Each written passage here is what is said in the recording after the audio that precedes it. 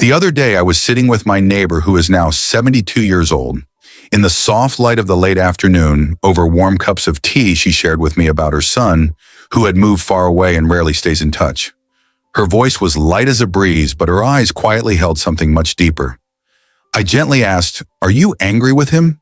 She simply smiled. "No, dear, not angry, just, I miss him." And sometimes when I think about the words we never said, I feel a tightness in my chest. At that moment, I saw myself reflected in her eyes. Because after 60, many of us carry these same quiet wounds in our hearts, the things left unsaid, the forgiveness left unspoken, and the old pains still quietly aching, waiting for healing. Part 2, Common Emotional Wounds in Old Age. When I was younger, I used to believe time will heal everything. But now after turning 60, I've come to realize some wounds never truly disappear. They simply lie quietly within, waiting for unexpected moments to resurface. And they often appear in very familiar forms. 1. Regrets over things I never did. There are unfinished journeys, dreams I never pursued, wishes I quietly buried for the sake of responsibility, family, or safety. Now, whenever I think back, I feel a soft ache in my heart. If only I had dared to try back then. 2. Mistakes I made with my children and loved ones. The moments I lost my temper with my children. The careless words that hurt the ones I love the most. When I was younger, life moved too fast. But now in the quiet afternoons of old age, I often feel a pang of regret.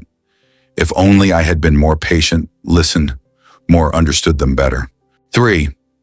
Words left unsaid, forgiveness left unspoken. Broken relationships, unresolved misunderstandings. Loved ones who passed away before I could say I was sorry or offer forgiveness. Each time I remember, my heart feels heavy because there's no longer a chance to say what should have been said. 4. The feeling of being abandoned or forgotten. As my children grow up, friends become fewer, and my health declines. I sometimes fall into a deep sense of loneliness. No one means to abandon me, but the busyness of life slowly pushes me to the sidelines. 5. Blaming myself for past mistakes. Choices about work, marriage, or friendships. And now looking back, I ask myself, if I had chosen differently back then, would life have been easier? The feelings of regret, remorse, and self-blame repeat themselves like old wounds that ache whenever the winds change.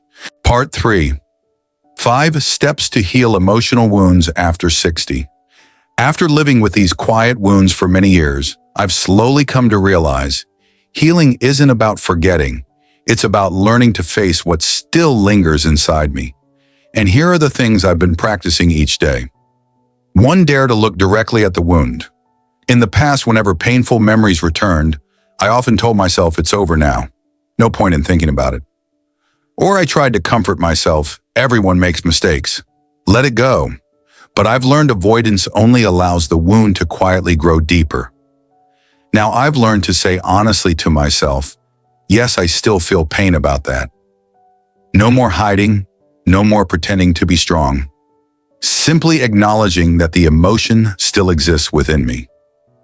2. Mindfulness. Observe without judgment. I practice sitting quietly each day, closing my eyes, breathing slowly, allowing emotions to drift by like passing clouds in the sky.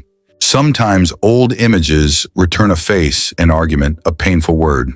But this time I no longer rush to blame myself. I'm too weak. Why am I still thinking about the past? Nor do I judge how foolish I was.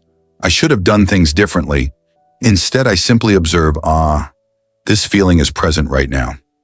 I let it come, and then let it go like the wind passing through old branches. 3. Write down what I've been hiding. I found healing in writing. Sometimes I open my notebook and allow my heart to speak the things I've kept inside for far too long.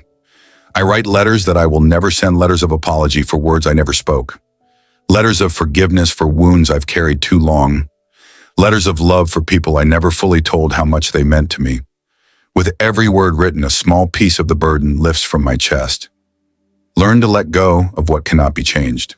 There are things in my past I cannot rewrite, but I gently remind myself, back then I did the best I could with what I knew, and now I choose peace. Instead of endlessly replaying old regrets, I practice releasing them, not because they didn't matter, but because carrying them any longer only adds more weight to my days. 5. Create new meaning for the years ahead. At this stage of life, I focus on what I can still give. I volunteer in small ways, offering my time and care where it's needed. I share my life lessons with the younger ones, hoping my stories may help them avoid some of my mistakes. I turn my experiences into quiet gifts for the next generation. Because even now, healing continues, not by changing the past, but by planting seeds of kindness in the present. Part 4. A gentle awakening.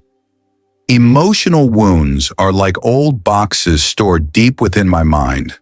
They've been sitting there for years, quietly gathering dust, but never truly forgotten. Healing, I've come to realize, is not about pretending the box doesn't exist.